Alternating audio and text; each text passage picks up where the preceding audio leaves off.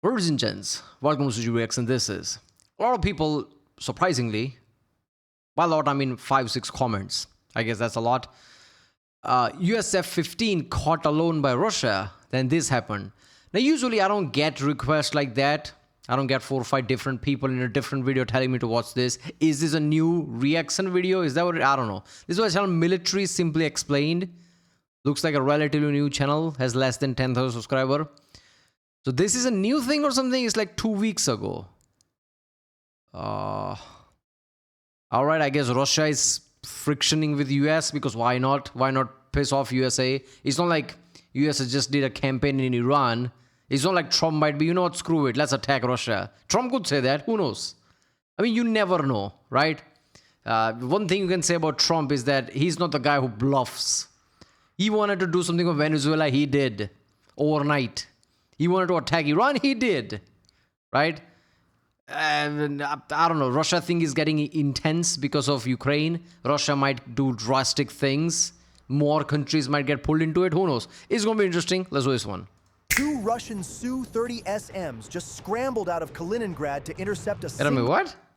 2 Russian Su-30SMs just scrambled out of Kaliningrad to intercept a single American F-15C. So Su-30 is a heavy plane, just like F-15. So it's like equal matchup. This is not like heavyweight versus middleweight like UFC. No, it's heavyweight versus heavyweight. Over the Baltic Sea, 2-on-1. The flight lead checks his wingman. Tight, professional, good. He checks the American, straight and level, just a lone eagle cruising along the Lithuanian border like he is picking up dry cleaning. The flight lead keys his radio to Kaliningrad ground control. 1 contact, no support, engaging intercept. The American pilot hears this. He was not expecting to, but he does not change course. June 2026, the Baltic Sea. NATO runs air policing missions along the It is current thing. Russian border, and today, 1 F-15C is holding the line alone. The F-15 Eagle first entered service in 1976. C is air dominance, E is ground bombing or something, whatever. C is air dominance, right? It has been flying longer than most of its pilots have been alive. It does not sneak, it does not hide. What the F-15C does is fight. No pilot has ever been shot down in one. Not in any war, not by any nation, not once. That is not a win-loss ratio. That is a restraining order. But today... Wait a minute, does the Iran thing count? Or that doesn't count? Wait a second. Alright, look. I asked Google AI, Gemini AI, and it told me... I don't know if you can see this. Oh my god, you can't even see it. It's told me, yes, Iran shooting down a US F-15E Strike Eagle over Iran shattered its legendary undefeated air-to-air combat record. And I'm like, follow-up question. Like, wait a minute. Isn't the record about air-to-air? How does SAM missile attacking it breaks it? So it answers, you are exactly right. F-15 specific 104-0 air-to-air combat record remains completely unbroken. That's not what you told me. AI is still not good, man. Come on. There's only one of them, and there are 2 of the other thing. The Su-30SM is Russia's frontline multi-role fighter. Twin engines, canards on the nose that let it do things in a dogfight most aircraft cannot do in a video game. Russia puts it in every air show and films it doing backflips at low altitude. It is the military version of a sports car that spends more time in the show. Yeah, it has that 360-degree thrust vectoring and everything. Su-30 is good. Room than on the track, and right now 2 of them are flying in combat spread, closing on 1 American. The flight lead is a lieutenant colonel in the Russian Aerospace Forces with 14 years of fighter time and dozens of Baltic intercepts behind him. Today, he has his best wingman. Today, he has the numbers. The American is alone, and the lieutenant colonel feels excited. This is the fight every Russian pilot rehearses on simulators. 2-on-1. Flanker advantage. You split, bracket, and squeeze. The flight lead smiles. Here is what the Russian lieutenant colonel does not know. The man flying that F-15C has 4,000 hours in the Eagle. Most fighter pilots retire with 1,500. This man has 4,000 because he spent 6 years at the... So we literally have Tom Cruise in F-15.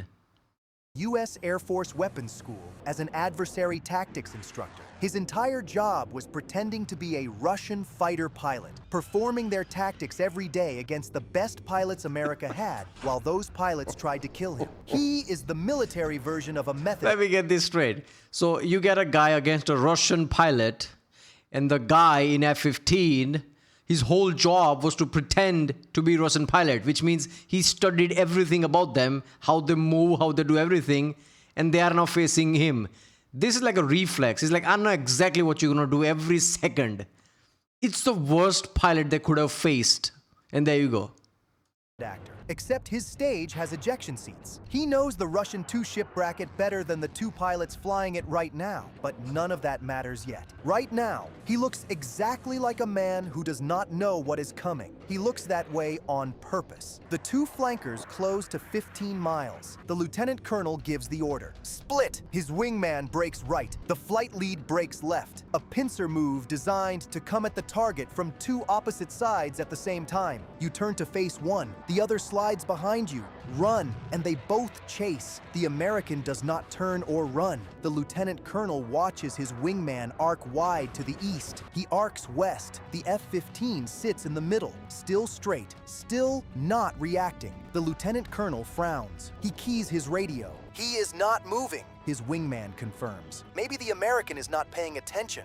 Maybe he is texting. None of those things are true. TikTok. But the thought is nice, so he keeps it. They close to 10 miles. 8-6. The lieutenant colonel feels the fight tightening around the Eagle like a fist. He pushes the throttle forward. At 6 miles, with both flankers locked in and speeding up, the American does something the Russians do not expect. He pulls straight up, not a turn. Straight up, nose to the sky. Full. For a second, I just got scared there.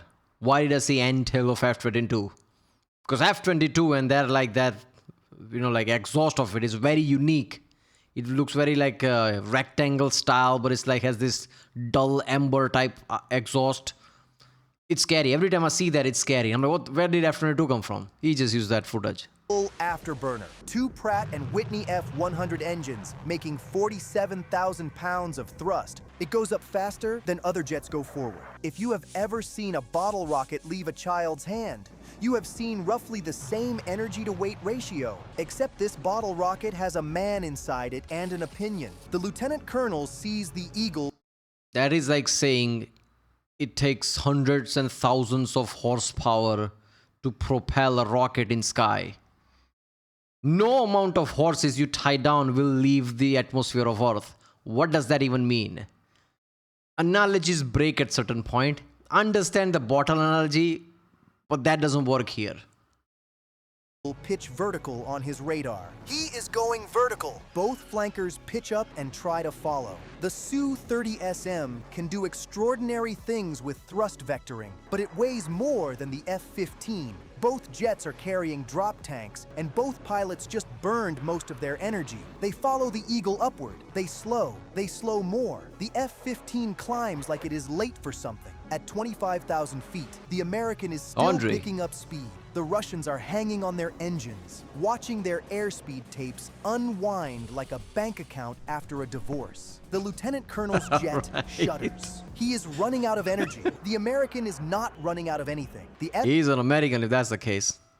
She took everything. F-15 rolls over the top of the climb. Smooth. Nose comes over. Wings level. The horizon rotates from above to below. Now the American is looking down at two Su-30SMs that are split apart, slow, and pointing in two different directions. The pincer just became a cage, and the Russians are inside it. The lieutenant colonel figures this out at the same moment he figures out he cannot do a thing about it. His jet is nose high, slow, and helpless. His wingman is 2 miles east in the same shape. The F-15 is above them both, fast, pointed down, choosing. The weapons school calls this the I like these videos, but I don't know why they generate this kind of a hype around pinning down F-15. Let's just talk about it, what happened. Because what do you mean pin down F-15? They're not going to shoot down F-15. They don't want war with USA. So you're trying to create this pressure, but there is no pressure. That's what I'm saying.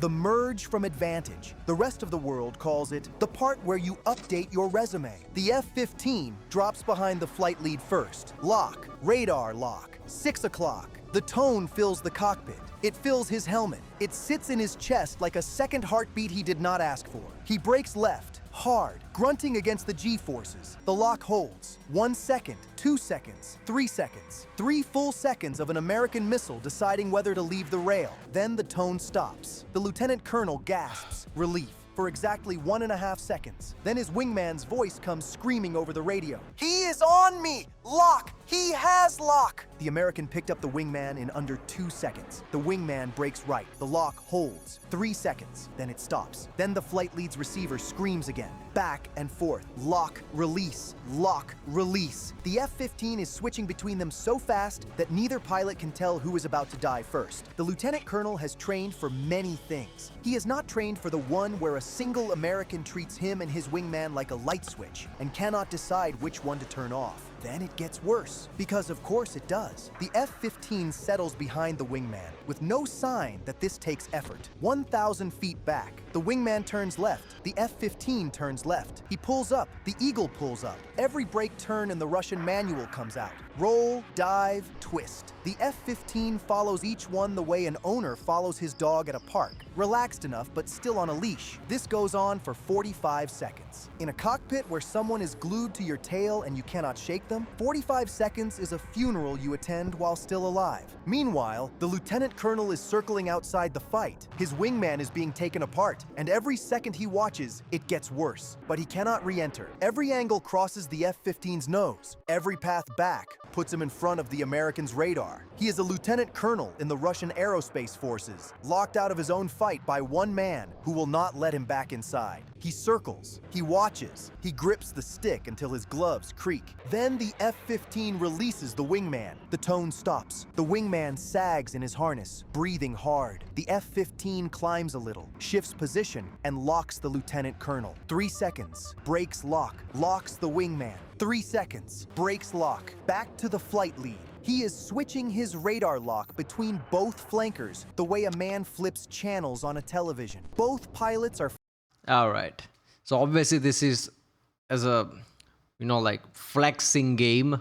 Obviously none of them are going to shoot each other, but F-15 is showing them like I can get you anytime. How bad you must have been that you have 2 Su-30s, but you cannot do anything about F-15. F-15 is awesome plane, but Su-30 is newer, and there are 2 of them. This is not a video game. In any real-world scenario, 2 versus 1 of anything is slightly overpowering, whether it's plane or even like real-world fight. If you have a UFC fighter, and the 2 big guys just start to hammer him, he's not going to do much about it. He can try to fight back, but it's an overwhelming force. That's how real world works. 2 fighter jet against 1. I mean, you have to be really bad at being a fighter pilot to do that. This exposes, like, you can have all the equipments you watch, all the equipments you want. But if you're not skilled enough, what does that even mean? Maybe this is why they're getting screwed completely in Ukraine-Russia war. Are any of them trained enough? What is this?